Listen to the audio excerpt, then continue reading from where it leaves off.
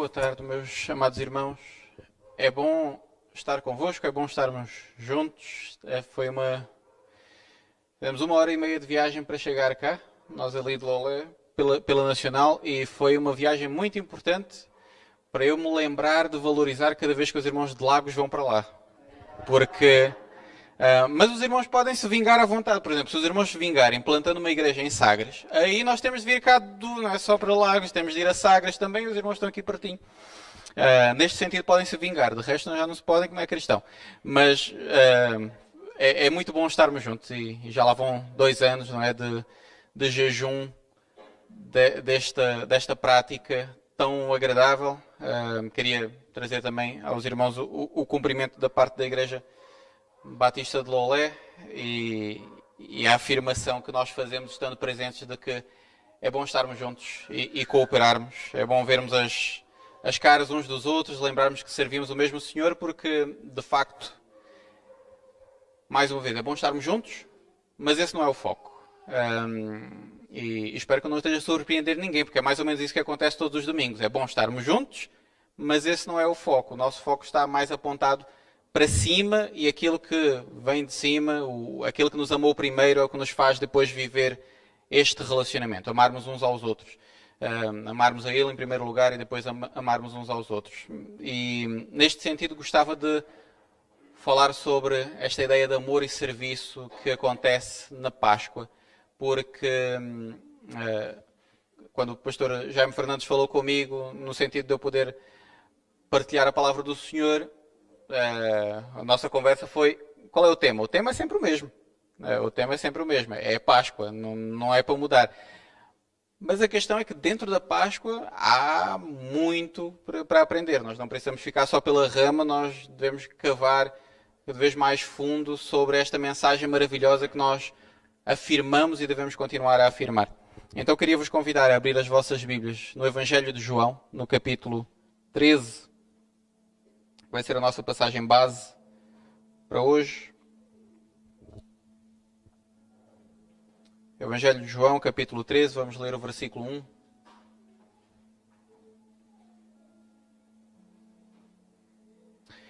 E diz assim a palavra do Senhor: Ora, antes da festa da Páscoa, sabendo Jesus que era chegada a sua hora de passar deste mundo para o Pai, tendo amados os que estavam no mundo, amou-os até ao fim. Esta transição do Evangelho de João lança-nos em talvez dos capítulos mais conhecidos depois do capítulo 3, que é onde está a conversa de Jesus com Nicodemos e fala que Deus amou o mundo de tal maneira. Talvez estes capítulos que vêm a partir daqui sejam os mais conhecidos a nível da conversa do Senhor Jesus Cristo com seus discípulos, o consolo. E nesta transição nós vemos uma transição muito profunda, muito cheia, muito preenchida de conteúdo.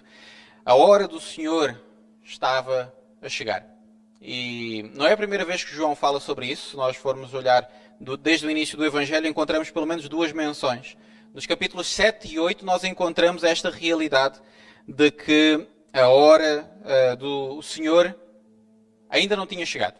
Nos capítulos 7 e 8 é mencionada a hora do Senhor, mas ainda não era a sua hora. E por isso é que os judeus, naquela altura, não ainda conseguiram prender e condenar o Senhor Jesus. Mas aqui, a sua hora estava a chegar. Aqui estava a chegar a hora dele entregar-se também para ainda mais esta injustiça que ele recebeu. Mas, chegando a esta festa da Páscoa judaica, chegou também a compreensão de que a hora do sacrifício estava a chegar. Era a hora de morrer. E morrer para o Senhor Jesus Cristo, segundo nós lemos aqui nesta passagem, morrer para o Senhor Jesus Cristo era passar deste mundo para o Pai. É desta forma que é referido aqui neste versículo. Era hora do Senhor Jesus Cristo partir deste mundo que jaz do maligno e ir para o Pai. E, segundo nós entendemos da Sagrada Escritura, sendo Jesus o primeiro, o princípio, as primícias também entre os mortos, segundo Colossenses, isso significa que morrer para nós também é isso. Nós iniciamos uma transição para uma altura difícil, enchendo-nos de esperança na mesma. Porque para Jesus, Morrer era partir deste mundo e ir para o Pai. E é essa mesma esperança que Ele nos dá. Para nós, morrer, se nós estamos a seguir ao Senhor Jesus Cristo, o caminho é o mesmo. É partir deste mundo que jaz no maligno e ir para o Pai. A última parte deste versículo é a parte principal da nossa meditação, que nos vai levar a outras passagens. Na última parte nós lemos que Jesus, tendo amado os que estavam no mundo, tendo amado os seus, Ele amou-os até ao fim. E a realidade que nós temos aqui pode apontar para uma de duas coisas. Ou Jesus amou-os até ao fim da sua vida, até o limite, até os últimos momentos da sua vida, Ele continuou a amá-los. E quando eu estou a falar de vida, estou a falar da sua vida até a sua morte e morte de cruz. Sabemos nós que a sua vida, mesmo assim, não foi terminada. Ela continuou e Ele entregou a sua vida, mas tomou-a de volta tal como Ele tinha prometido. Ele amou os seus discípulos até o fim da sua vida, ou Ele amou os seus discípulos até o fim do amor, até o limite do amor, até a plenitude do amor. Qualquer uma destas formas pode ser entendida a partir desta passagem. O amor e o serviço do Senhor Jesus Cristo não começa só na altura em que o seu sangue caiu a última gota, em que Ele disse, Pai, nas tuas mãos entrego o meu espírito. Não foi ali que começou o seu amor e serviço. O amor nós sabemos que começou antes, mas o serviço também começou antes. Tenho visto que tem sido discutida nesta altura uma questão que é se o sofrimento do Senhor Jesus Cristo envolveu ou não algum tipo de violação e sofrimento também de caráter sexual.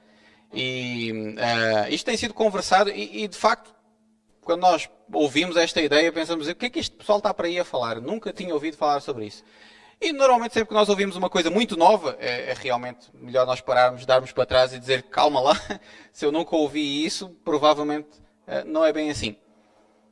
A verdade é que as práticas de crucificação naquela altura podiam incluir esse tipo de coisas. Era também um tipo de sofrimento que acontecia naquela altura.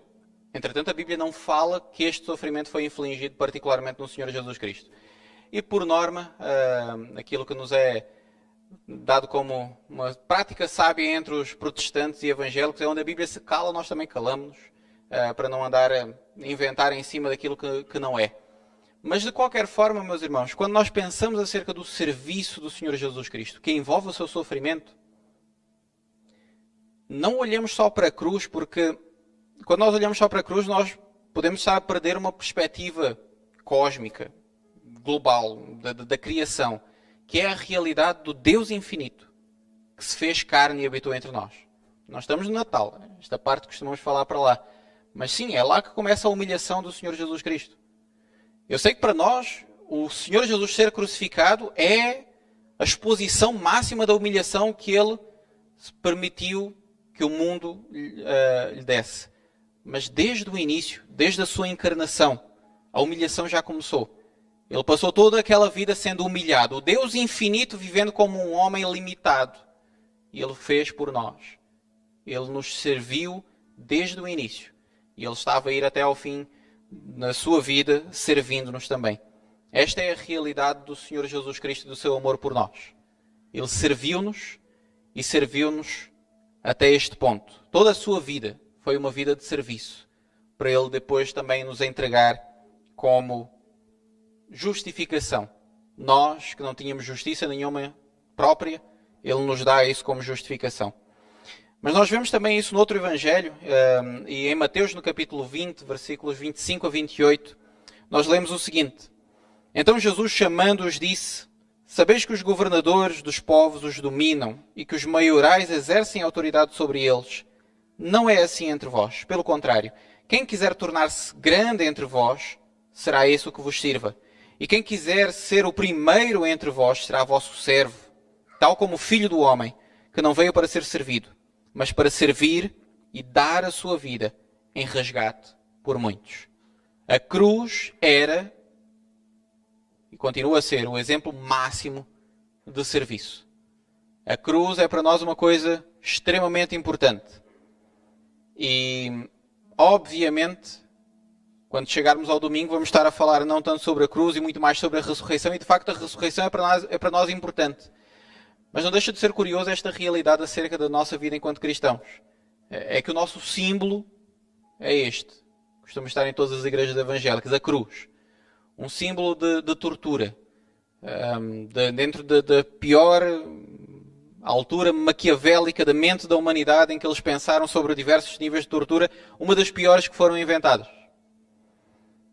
E estamos a pensar em comparação com outras situações mesmo complicadas, como por exemplo arrancar as peles das pessoas e salgá-las e deixá-las ao sol. E quando eu penso numa coisa dessas, dá-me uma volta à barriga. Mas se calhar nós já acostumamos demasiado com a ideia da crucificação, porque a crucificação consegue ser ainda pior do que isso.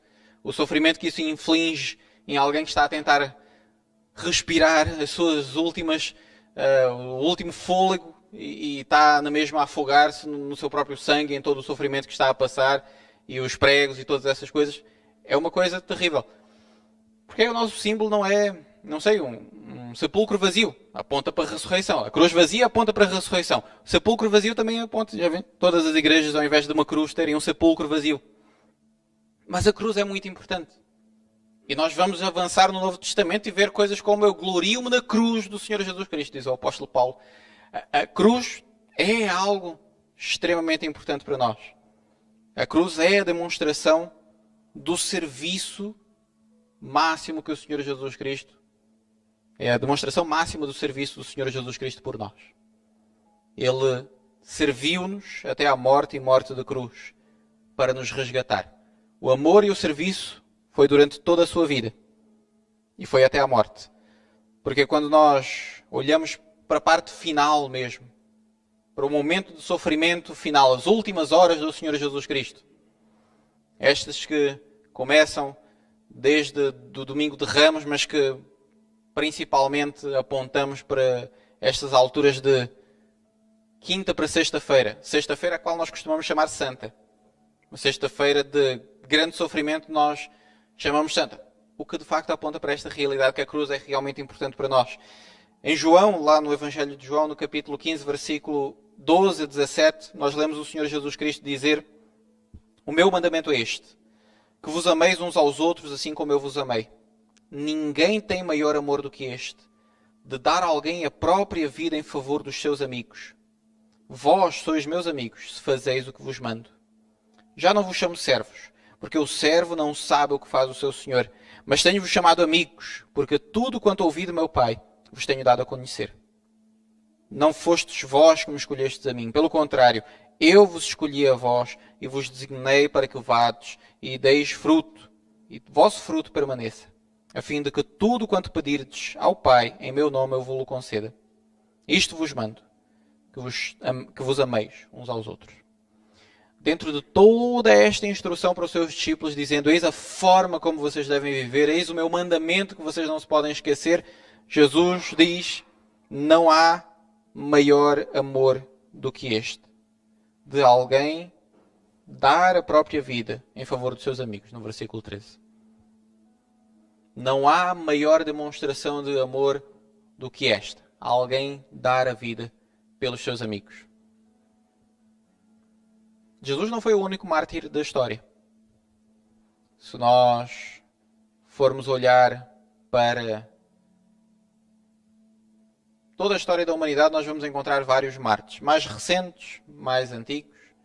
Nós, provavelmente dentro da nossa história portuguesa, às vezes esquecemos tanto esta ideia de martírio, mas contra os canhões, marchar. Faz parte de quem nós somos, em algum sentido.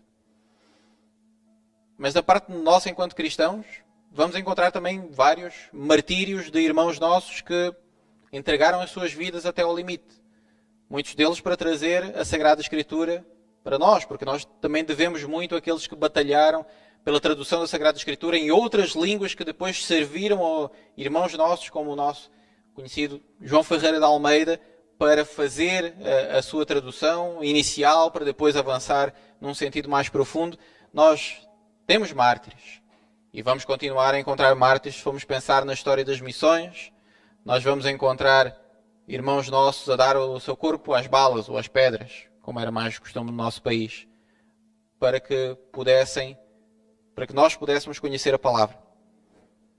Há muitos mártires, mas o Senhor Jesus Cristo é um mártir diferente.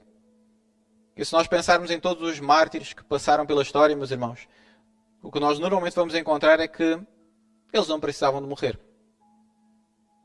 Eles defendiam a sua causa, e fosse uma causa dentro dos princípios cristãos, irmãos nossos, ou uma causa fora dos princípios cristãos, pessoas que lutaram pelos direitos humanos mesmo sem conhecer o Senhor. Eles deram a sua vida e, obviamente, na altura do seu martírio, as pessoas disseram que pena. Era bom que ele continuasse vivo. No caso do Senhor Jesus Cristo, o seu amor e serviço até à morte era necessário. Ele apontou isso desde o início. E ele apontou isso aqui, ele apontou esta realidade no Evangelho de Mateus. Ele estava a servir até o ponto de dar a sua vida em resgate por muitos. Nós precisávamos ser resgatados. Nós precisávamos de um Salvador. E se o Senhor Jesus Cristo era e é este Salvador, ele precisava dar a sua vida. Ele precisava de facto entregar. Ele precisava levar o seu amor e o seu serviço até à morte. E morte da cruz.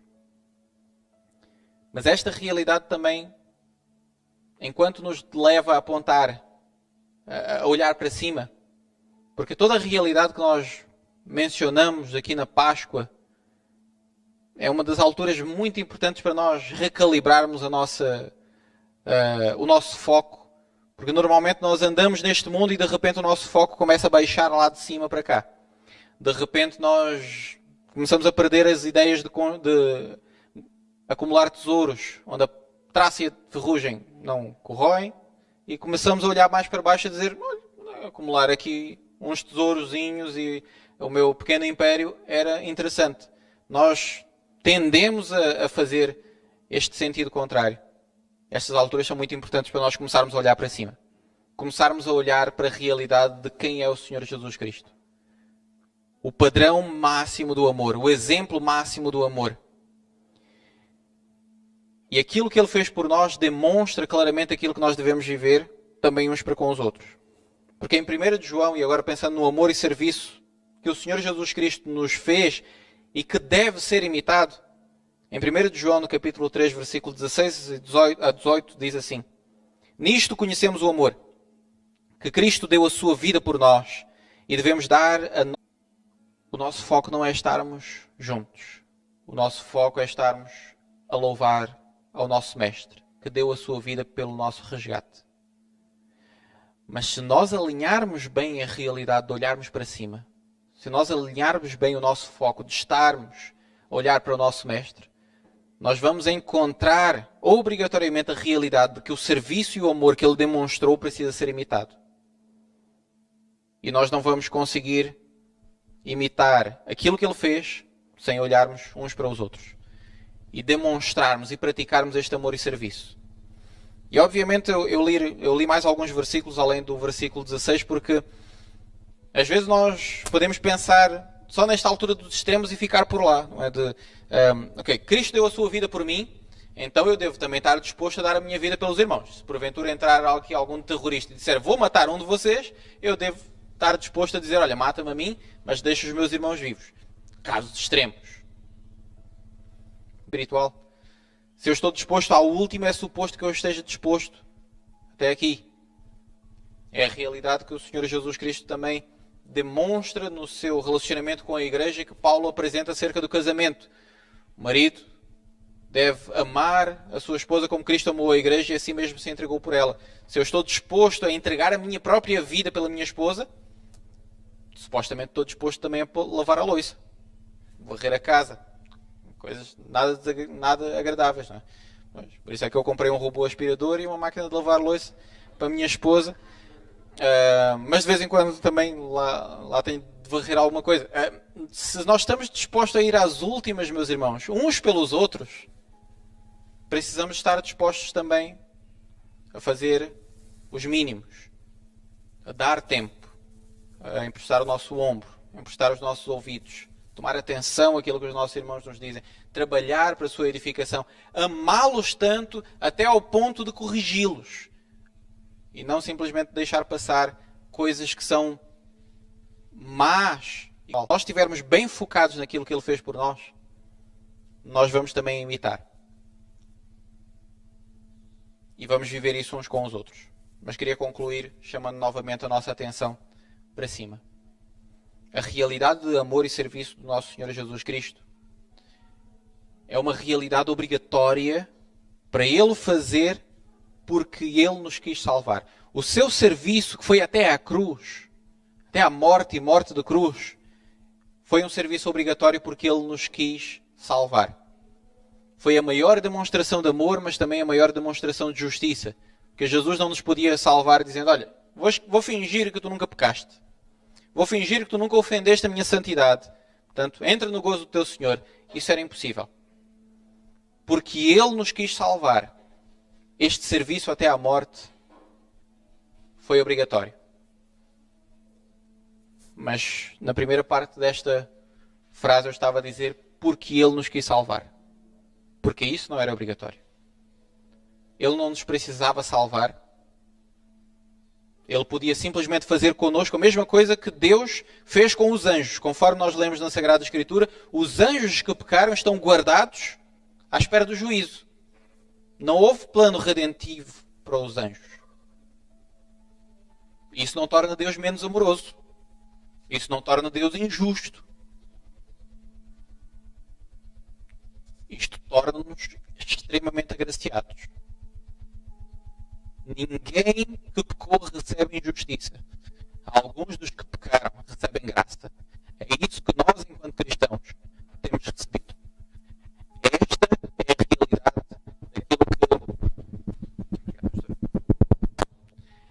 Esta é a realidade que a Páscoa aponta. Nós não precisávamos ser salvos, mas fomos salvos. E eu quero findar com esta parte porque nós somos chamados a amar porque Deus nos amou primeiro. Mas isso não significa que nós só precisamos amar a Deus por causa daquilo que Ele fez por nós. Nós precisamos amar a Deus porque Ele é digno. Ele é digno do nosso amor. Ele é digno da nossa adoração. Ele é o nosso bem maior. Jesus fez algo maravilhoso por nós. Mas ainda antes dele ir à cruz, ele já era totalmente digno do nosso amor, da nossa adoração, da nossa reverência, de nós fazermos tudo por ele. Esta é a realidade que a Sagrada Escritura aponta quando ela diz, usando as palavras do salmista, que eu não tenho nada nesta terra em comparação a Deus. Esta é a afirmação que nós encontramos na Sagrada Escritura quando o apóstolo Paulo olha para tudo aquilo que ele tinha conquistado, todas as coisas, até algumas delas boas, e ele diz, eu considero tudo isso como refúgio, esterco, como algo sem nenhum valor comparado a Cristo. A Páscoa é a mensagem, é a realidade de alguém que, antes de fazer qualquer coisa por nós, já merecia todo o nosso amor, adoração, reverência, respeito. E se ele já merecia tudo isso antes de ele fazer qualquer coisa por nós, se é possível aumentar aquilo que já é perfeito, chegamos a um ponto em que temos ainda mais motivos para louvar este Deus perfeito que sempre foi digno de adoração. Nós vivemos neste mundo lutando com a realidade de encontrar aqui satisfação. E há uma conhecida música que diz, andam procurando a razão de viver. Nós vivemos neste mundo com uma luta de encontrar aqui algo que nós nunca vamos encontrar. Porque enquanto nós olharmos para baixo, para construir os nossos tesouros, ou olharmos para dentro, tentando satisfazer a nós mesmos, nós nunca vamos encontrar este relacionamento perfeito, que é quando o nosso amor, a nossa adoração é canalizada para o único que sempre mereceu e continua a merecer. E se isso não fosse claro o suficiente para nós, este único que merece todo o nosso amor, adoração e reverência, ele enviou o seu Filho para que todo aquele que nele crê não morra, mas tenha vida eterna. Este é o nosso Senhor, este é o Senhor a quem nós adoramos. Vamos orar. Senhor, nós damos-te graças pelo teu sacrifício. Nós compreendemos pela tua palavra que tu, Deus Filho, eterno, não precisavas de nós, não precisavas de nos salvar, e só nisso tu já merecias, Senhor, todo o nosso amor e adoração. E nós já fazíamos muito mal em não te prestar culto. Mas, Senhor, tu deixaste o teu reino de luz, vieste a este mundo. Tu vieste para demonstrar-nos de forma clara, bem presente, diante dos nossos olhos, o teu amor e o teu serviço. E, Senhor, se antes nós já te devíamos louvar e adorar, quanto mais agora. Nós te queremos pedir, Senhor, que tu nos ajudes nesta altura de Páscoa, começando hoje, neste tempo de culto, muito abençoador entre igrejas, findando no domingo em que vamos celebrar a ressurreição do Senhor Jesus Cristo e seguindo daí por diante, que nós possamos novamente alinhar o nosso foco. O nosso foco principal não é este mundo, não são sequer as pessoas que tu criaste aqui. O nosso foco principal és tu. E ajuda-nos a alinhar bem este foco, Senhor, para que, tendo este foco em ti bem alinhado, nós possamos então viver servindo-nos e amando-nos uns aos outros, amando aqueles que ainda não te conhecem, servindo-os com a mensagem do Evangelho, mas que nós não possamos fazer isso esperando dali receber alguma coisa, que nós possamos olhar para ti lembrando-nos que é prestando o amor e a adoração a ti que nós vamos encontrar a satisfação que nós desejamos, para então imitar-te aqui neste mundo. Ajuda-nos, Senhor, a lembrar do amor e do serviço que tu modelaste para nós, que tu exemplificaste para nós, para que nós possamos avançar neste mundo servindo ao teu nome e procurando dar-te glória até o limite da nossa vida também, mas seguindo pelos mínimos, servindo aos nossos irmãos, dando o ombro amigo para quem precisar, o ouvido para quem precisar, partilhando o Evangelho com todos aqueles que estiverem à nossa volta. Ajuda-nos a servir nisto e a servir até ao fim da nossa vida, Senhor, porque nós queremos responder ao teu amor, conforme nós sabemos que tu nos amaste primeiro. Nós damos-te graças, Senhor, pela tua palavra e por este tempo em que podemos recalibrar o nosso foco. Louvado seja o teu nome, Senhor, e ajuda-nos a ter os nossos corações sintonizados em ti. Nós oramos desta forma em nome de Jesus. Amém.